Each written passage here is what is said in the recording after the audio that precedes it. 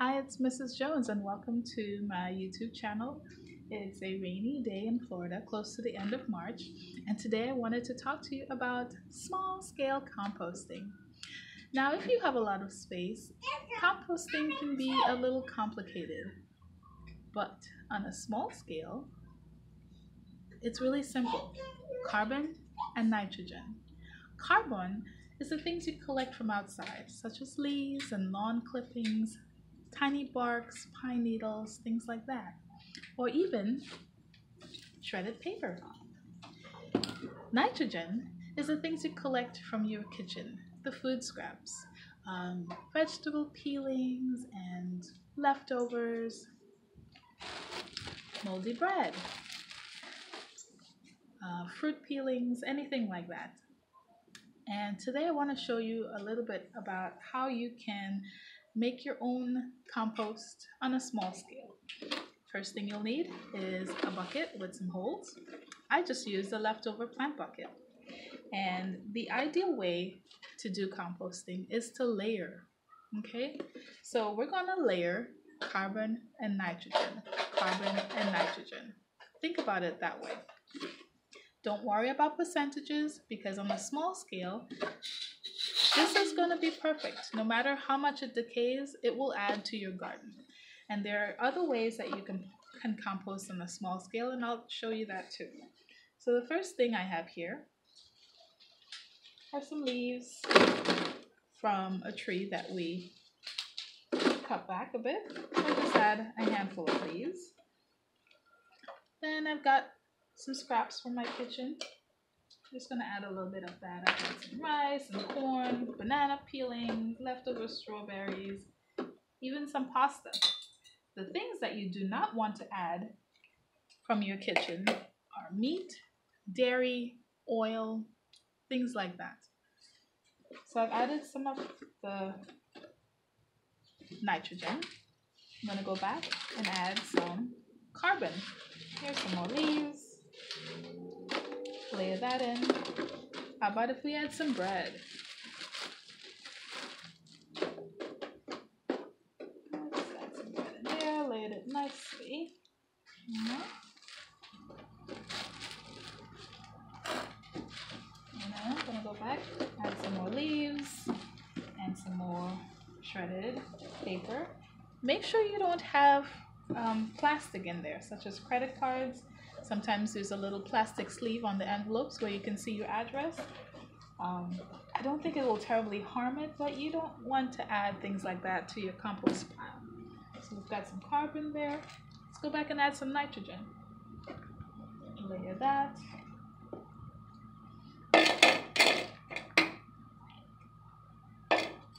Just pile that in nicely. Alright.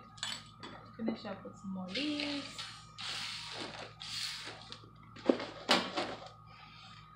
Cover that up. Actually, I'll add some more bread because I have a whole lot here. Stale bread. Alright. Some more shredded paper.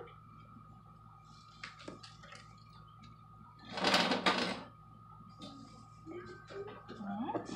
And then finish up with all the little leaves that I have pressed down.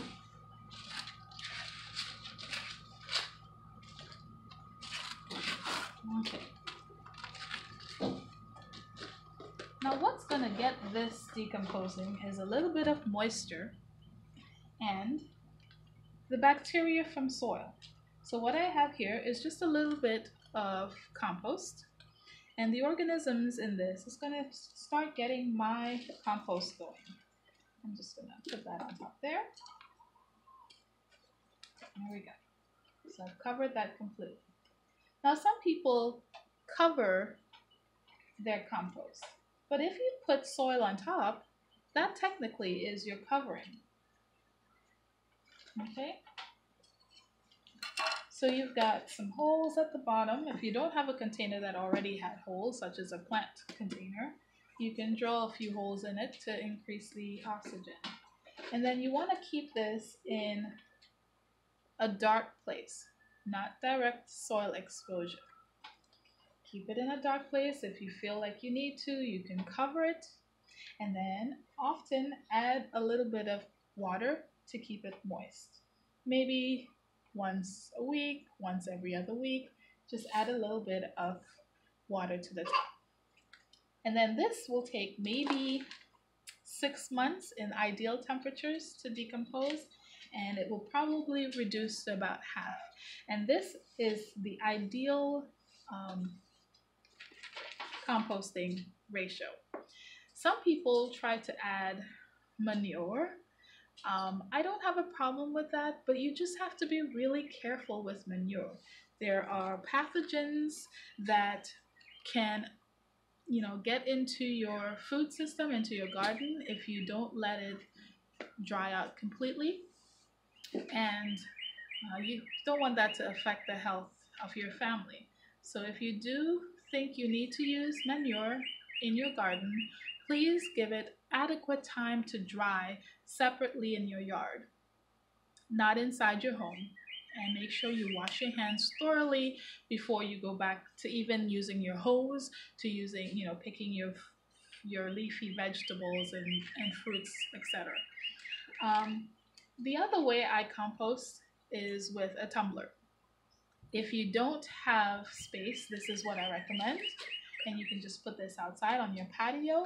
If you have space, you can use a tumbler. And every once in a while, I go in from the kitchen, wherever I collect things, and I put things in the tumbler, rotate it, and that's actually helping to break down on its own. It's the same formula with carbon and nitrogen, and the rotation actually helps it. I can show you my tumbler.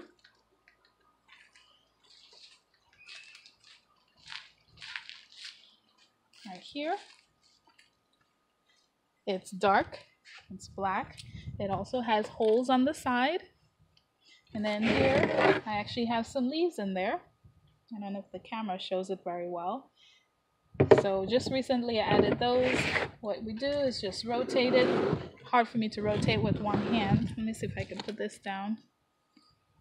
Okay. So you just rotate it every once in a while, and that keeps the organisms to get in contact with everything. Now, the third and final way that I want to show you to compost on a small scale is to go directly into your garden and make a trench. Make a trench in your garden and put your kitchen scraps directly into the soil. And you cover it up so that vermins and pests don't try to dig into your garden. And every once in a while you cover that up. Then you go to another spot, dig a trench, put your kitchen scraps in there, cover it back up with soil, and it's directly adding the nutrients into your garden. It's important to cover it up because you don't want the animals coming and digging up your plants. If you cover it up, it just starts decomposing in your garden. So those are some tips I have for composting. If you have any questions or if I forgot to mention anything, feel free to comment. Please like and subscribe to my page, and have a blessed day. So Luke 8 verse 8 says, "Other seed fell into the good soil and grew up and produced a crop 100 times as great." As he said these things, he would call out, "He who has ears to hear, let him hear." Have a blessed day. Bye-bye.